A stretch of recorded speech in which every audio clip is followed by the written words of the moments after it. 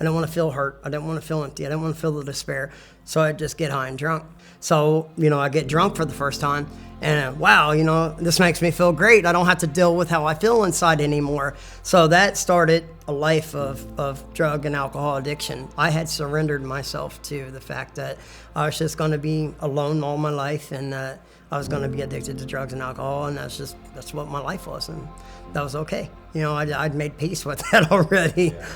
Even if we have moments of silence where the chaos is quiet, it's still not peaceful. It's like being in the middle of a war zone, when bombs are dropping. Even though, there's a ceasefire for a moment at a time, you're still not rested. You're still not at peace.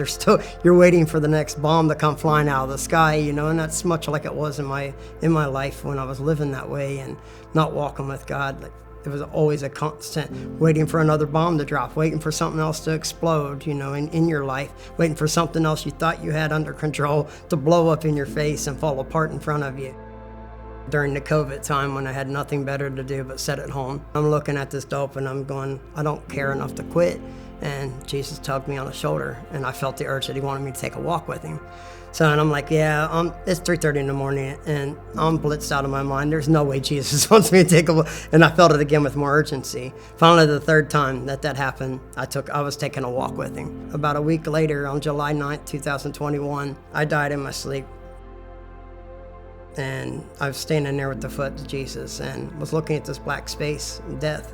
And I said, I come under the authority of Jesus. I woke up, my life was never the same. I lived on the third floor of our house and I stayed on the couch for 5.5 months. Didn't even go upstairs into the room anymore because I wanted nothing to do with that life. The change that happened in my mind and my heart, it was instantaneous. Like I had the peace that was there, like without anything. And also I got to restore the relationship with my family and other people that I was isolating away from. Like that drastic change was, it was literally not even just a change in my lifestyle, but it was a change in my heart, the change of the way I thought. Then I came right into Whitewater and got baptized and started serving and been here ever since. One of the big things that was for me coming to Whitewater was the minute I walked in the door, I felt complete love, open arms. I see there's an importance of community. I have family here, and it's family that goes beyond my bloodline. It's more than that. It's a community, and people lift me up. I can share, the struggles that I have, and others can confide in me and share those struggles too. Went to my first Celebrate Recovery and fell in love with it. Like I was already ready to just give it all and worship Jesus, and we do the hands up worship and what I call now freedom worshiping. When you're just hands in the air, you don't care what anybody says or thinks or sees you, like you're just there. I worship him like I know I'm free. Yeah. I can still look up and know that God's on the throne, and I have this peace that doesn't make any sense to any of us. Like it really doesn't, because in most normal circumstances from a worldview, I should be hurting, I should be crying out, I should be angry, it should be all these things, and not that you don't feel these emotions, you do, and acknowledging it is part of that. But I don't have to live in that anymore. And in the past, I would sit in that and it would utterly, I would pull everything down on top of me, and destroy a lot of people around me because I'd be angry and I'd be venting that. Now I know that I surrendered that anger to the Lord and it gives me that peace. I was always a guarded person because I didn't want to be hurt, so I shut myself down emotionally. Now I have to be, in order to be loved, you have to love, and that also makes you have to be vulnerable. God told me to be transparent about my recovery and with my walk with him in my life, because there were some things I didn't want people to know about me, early on, but God said I had to be transparent.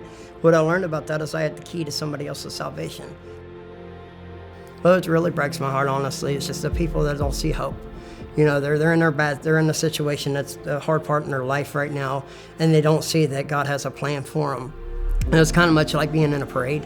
When you're down on the street and you see the whole parade, you see it one at a time and not the whole parade. But then if you're in a helicopter or hot air balloon, you look down and you see the end. And some of the people's lives that I work with now, I can see that God's working in their life, but they don't see it and they're hurting and they don't have that hope.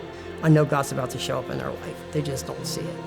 And my prayers that when people see the life that I get the privilege to live today is that they see that the blessings are flowing outward and that they get to see Jesus at work in my life.